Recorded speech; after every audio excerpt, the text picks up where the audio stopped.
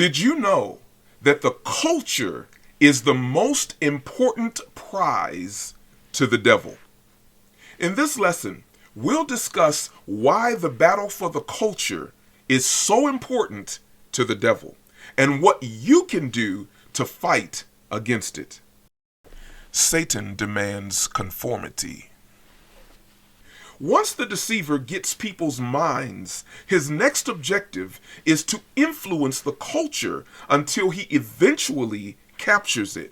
We'll talk more about the culture in an upcoming lesson, but one way of looking at the culture is the prevailing thoughts of the majority of influencers and everyday people. This prevailing thought creates the atmosphere or environment that we all live in.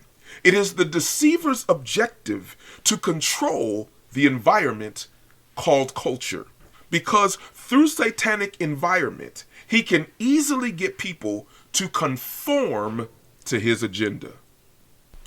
Romans 12:2, the Good News Bible. Do not conform yourselves to the standards of this world, but let God transform you inwardly by a complete change of your mind. Then you will be able to know the will of God, what is good and is pleasing to him and is perfect. The word conform means to be outwardly molded in the shape of something. It's like the woman baking cookies that uses a cookie cutter to stamp out the dough. The cookie cutter causes the dough to be stamped or conformed to a predetermined image. You see, Satan wants conformity. This is why there was such enormous pressure and mandates put upon people. From Satan's perspective, it has nothing to do with you being protected from anything. Rather, it's all about control.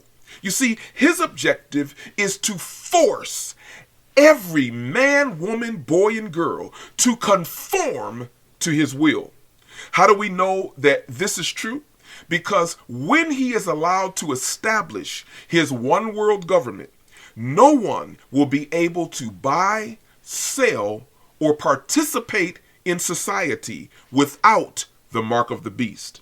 We see this system taking shape right before our eyes, yet most Christians are oblivious to it, and sadly, a great many spiritual leaders are as well. Transformation, not conformation.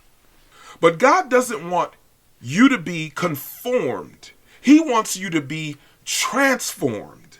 In the Greek, this is the word from which we get our word metamorphosis. This brings to mind the example of the caterpillar being transformed into the butterfly. The way we are transformed is by the reprogramming of our minds to the Word of God. As we read and meditate the Word day by day, we gradually are transformed into the image of Christ. Conformists and Non-Conformists. Those who are conformed are molded and stamped in the image of the world system under Satan's control.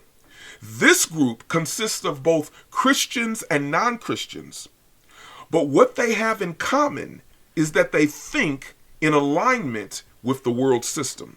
This group agrees with the things that are being pushed in the culture. So, for example, this group either agrees with or is silent in the face of something like biological men who identify as women being able to share spaces with women and compete against women. But the next group is non-conformists. This group consists of both Christians and non-Christians, but what they have in common is strong moral values that oppose the world system. So, for example, this group would completely disagree with the ideology that a man can identify as a woman, share private spaces with women, or compete against women in sports events. In this, we see a distinction between the two groups. total dominance. So Satan wants the culture and has worked very hard to get it to the place that it is now. But non-conformists stand in the way of total dominance. So of course, his reaction is to squash all opposition. This is why overtly opposing views, even credible professionals, are silenced on social media, most news media outlets, and much more. Because there can be no dissent. So those in power who want a society that conforms to their dictates and mandates seek to silence the opposition and remove the constitutional right of free speech. The battle for the culture. So there is a great battle raging for the culture. And just looking at it in the natural, one would have to conclude that the devil's team is winning. But the devil always overplays his hand.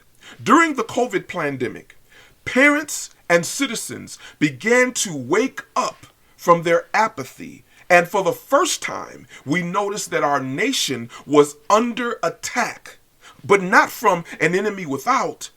This attack was from within.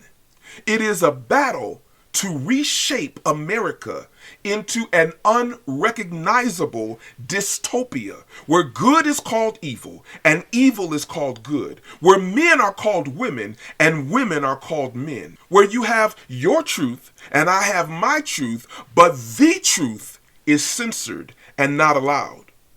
The Reverend Dr. Martin Luther King Jr. once said, "All that evil needs to triumph is for good people to be silent."